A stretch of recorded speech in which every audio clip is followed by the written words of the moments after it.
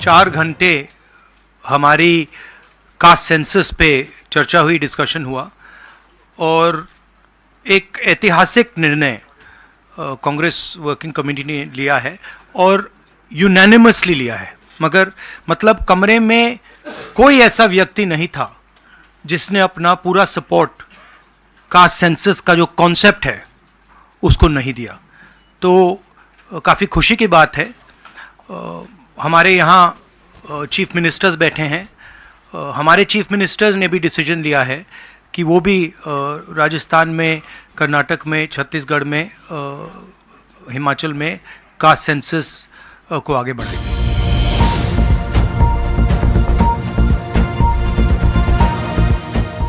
कांग्रेस नेता राहुल गांधी ने देश भर में जाति जनगणना का वादा किया है, जिससे उनका क्या फायदा है और नुकसान है, कि साथ ही हम आपको ये भी बताएंगे कि बिहार के मुख्यमंत्री नीतीश कुमार ने इस मुद्दे पर क्या कहा है और उनका राहुल गांधी से क्या रिश्ता है।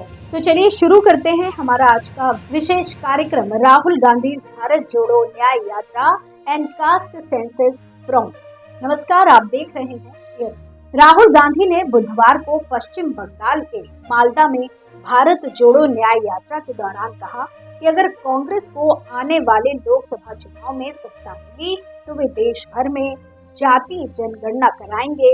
उन्होंने कहा कि वे सामाजिक न्याय चाहते हैं और इसका सबसे बड़ा पहलू होगा जाति जनगणना।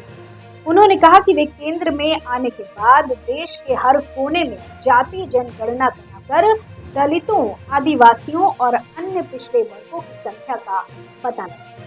साथ ही राहुल गांधी ने भाजपा और आरएसएस को नफरत और हिंसा फैलाने का आरोप लगाते हुए कहा कि न्याय दिलाने का एकमात्र तरीका है जाति जनगणना। उन्होंने कहा कि कांग्रेस के महाअभियान में न्याय शब्द जोड़ा गया है क्योंकि देश वर्तमान में अन्याय का शिकार है। उन्होंने कहा कि भाजपा सरकार देश के लोगों के साथ अन्याय कर रही है, चाहे वो युवा हो, महिलाएं हो या श्रमिक वर्ग हो। वहीं राहुल गांधी ने पश्चिम बंगाल के लोगों का धन्यवाद करते हुए कहा कि इस राज्य के लोग न्याय विचारधारा से जुड़े हुए हैं। उन्होंने कहा कि ये उनकी जिम्मेदारी है कि वे नफरत की विचारधारा के खिलाफ खड़े हों। आपको बता दें कि राहुल गांधी ने बिहार के मुख्यमंत्री नीतीश कुमार को भी निशाने पर लिया और कहा कि वे जाति जनगणना करवाने के बाद फंस गए थे। उन्होंने कहा कि नीतीश कुमार ने भाजपा के दबाव में अपने गठबंधन साथियों के साथ सरकार बनाई थी, लेकिन जब उन्हें जाति जनगणना करने का आदेश मिला तो वे भाजपा के पास वापस भाग गए। इस पर नीतीश कुमार ने राहुल गांधी को जवाब देते हुए कहा कि जाति जनगणना का प्रस्ताव उन्होंने ही पहले रखा था और राहुल गांधी उन पर फालतू के आरोप लगा रहे हैं।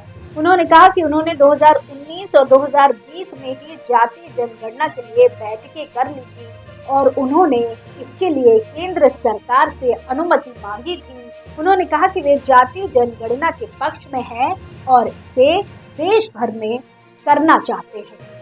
तो इस तरह राहुल गांधी और नीतीश कुमार के बीच जाति जनगणना के मुद्दे पर तकरार बढ़ गई है। राहुल गांधी ने नीतीश कुमार को भाजपा के दबाव में आने वाला नेता बताया, जबकि नीतीश कुमार ने राहुल गांधी को जाति जनगणना का श्रेय चुराने का इल्जाम दिया। इससे ये साफ हो गया कि दोनों नेताओं के बीच कोई सामंजस्य नहीं है। वे अपने अपने राजनीतिक फायदे के लिए इस मुद्दे को उठा रहे हैं। नमस्कार, आप देख रहे थे